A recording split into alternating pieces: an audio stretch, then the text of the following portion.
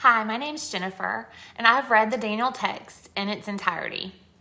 A professional value from the ACA Code of Ethics, 2014, that is in harmony with my personal and spiritual beliefs is autonomy. The harmony between this value and my spiritual beliefs is that God is the creator of each individual person, and He gives each of us autonomy. He does not allow us to decide the consequences of our actions, but He does give us the autonomy to make our own decisions. Because of this, I believe that I should also be respectful of my clients' decisions, even when I do not agree with them, according to Daniel 2020. This professional value has been difficult for me to completely agree with. I came into my counseling program believing I would be making a difference in the lives of my clients by giving them advice like a coach or a teacher.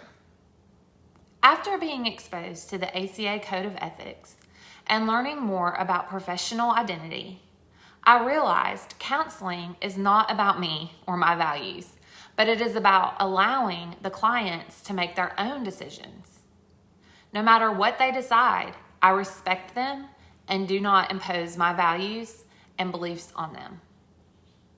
This was particularly challenging to me because it is hard to believe that someone is making the wrong decision and just let them.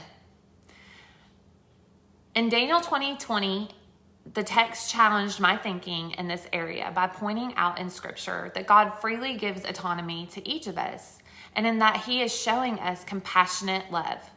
I loved how Daniel's went on to say, God's love is a mature love that recognizes that true love is always born of a choice.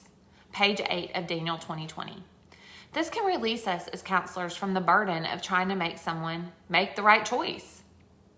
Another idea from the book that stood out to me was that of holding our clients' right to make their own choice in one hand and the hope of the redemptive power of God in the other hand. That was very powerful to me, and I plan to visualize this as I implement the professional value of autonomy. One counseling professional value from the Code of Ethics that remains a conflict for me when it comes to my personal and spiritual beliefs is beneficence. In its simplest definition, it is not a conflict for me to promote the good of my client and the good of society.